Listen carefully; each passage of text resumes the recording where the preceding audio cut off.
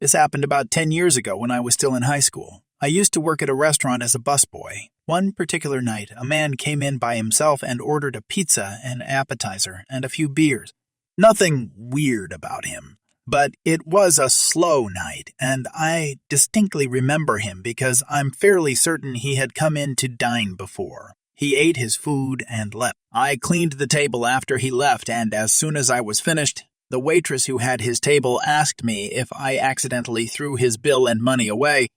Now, at this point, I have been working at the restaurant for 2 years, and I always check to make sure there isn't any money or credit card receipt on the table before I throw anything away. Well, the guy had left without paying. Yeah, it sucks, and yes, the waitress got stiffed on a mediocre tip, but it sucks knowing that we probably would never catch the guy because who is dumb enough to come back to a restaurant in which you previously dined and dashed? Well, fast forward 3 weeks. It's another slow night, and I notice a familiar face walk in the door. He's by himself, and one of the waitresses sits him at a booth. Now, I know for sure that this is the same guy that was in the restaurant 3 weeks prior that left without paying. I asked the waitress what he ordered, and it was an appetizer and a pizza. I told the owner that this guy was the same guy that stiffed the restaurant 3 weeks ago. The owner pulled up that old receipt, and it was identical to what the guy had just ordered. One of the pizza cooks was pretty ghetto-looking. He had lots of tattoos up and down his arms and had a general mean look on his face most of the time. He was actually a very nice guy, so the owner told him to go stand by the door in case the guy tried to leave without paying. The pizza cook also made a point to not break eye contact with the customer. At this point, everyone working knew what was going on, so occasionally other employees would come to the dining room floor and take a peek at the guy. The guy started noticing that the employees were looking at him, and he became obviously uncomfortable. The manager went to his table and explained that his food was ready, but he would have to pay his bill before he received his food. She didn't mention his other unpaid bill yet. He then requested that his order be to go. The manager went back and packed up his food. Meanwhile, the guy got up to use the bathroom. Once he walked toward the bathroom, the pizza cook watching the door left his post to go talk to the manager about what was going on. The guy saw his opportunity and booked it out of the restaurant. The manager and I both saw him leave, so she ran out after the guy. She caught up to him pretty quick and asked why he left and that he didn't pay his bill. He tried to play dumb and said, "Really? I thought I left money at the table." The manager told him, "No, you didn't pay, and you also didn't pay for your meal last time you were here." He then said, "Well, I only live a few blocks away. I was just running home to go get money to pay for my food." The manager brought the guy back in and sat him down at the bar, then proceeded to call the police. The cops showed up a few minutes later and asked the guy why he didn't pay this time or last time. The guy exercised his right to remain silent, so he was put in handcuffs and walked out of the restaurant into the back seat of the police car.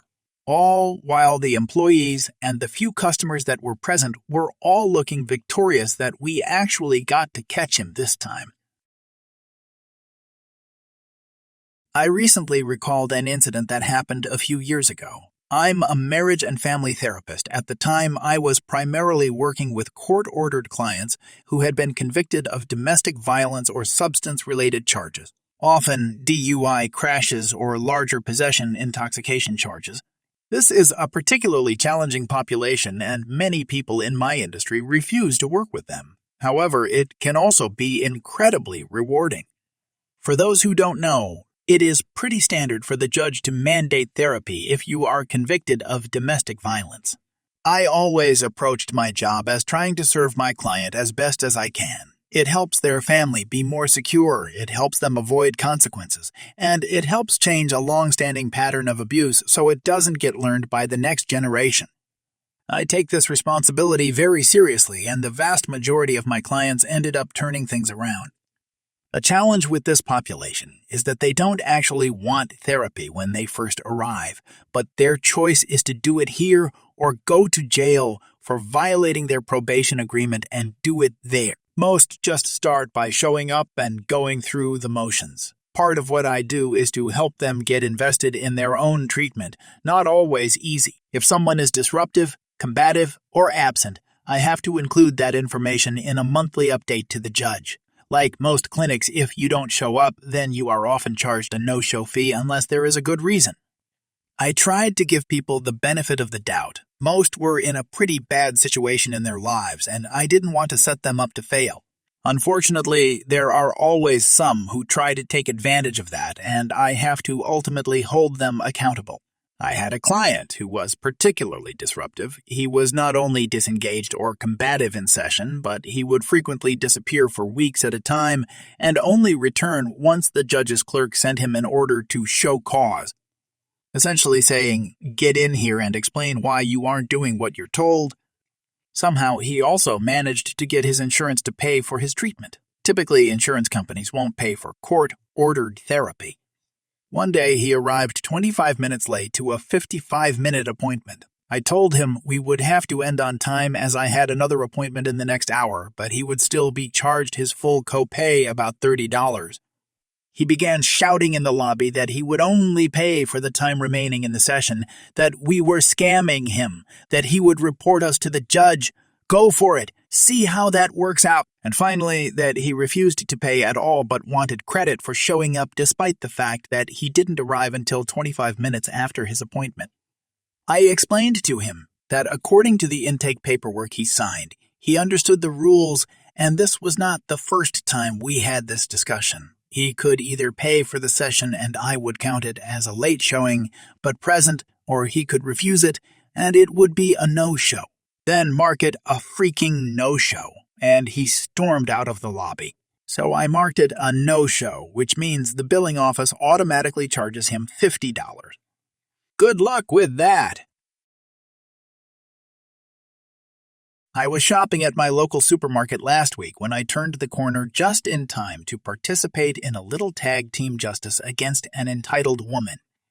A woman was just ramping up her righteous anger against a young man who was frantically waving his arms around, pretending to do sign language. I know he was pretending because I learned ASLL while in the military to help in search and rescue cases. About the moment I realized he was faking it, the Karen in question, a middle-aged and vastly overdressed woman, started yelling about getting him fired.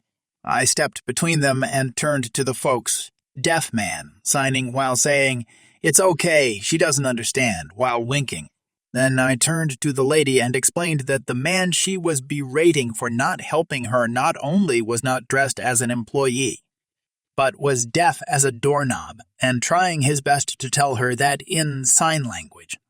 She simply stared at me for a moment, then turned on her heel and walked away without a word, leaving her basket behind.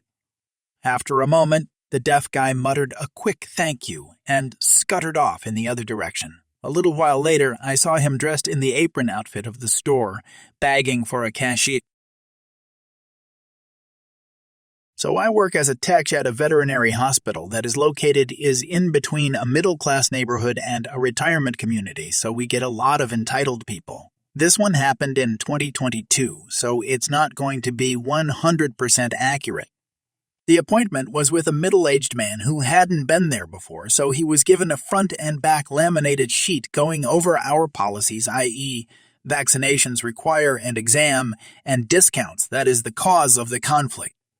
The reason he brought his dog in was something to do with urination, and so me and the doctor went in together and everything was going well until I started to go over the estimate for a urinalysis. Mama's boy, MB. Wait, why's the exam? $45? I was confused as I've had plenty of people ask why they had to pay for an exam, but not why it cost how much it did. Me. Spiel about doctor's time and needing to pay for the rent and employees.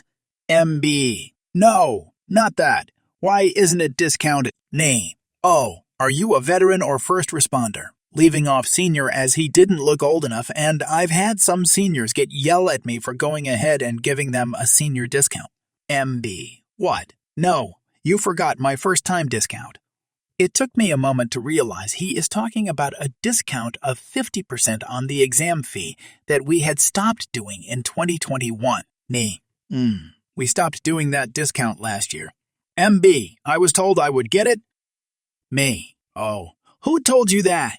Honestly, I wanted to know as if it's one of the receptionists. I should remind them we don't do that anymore, but honestly, it would be unusual.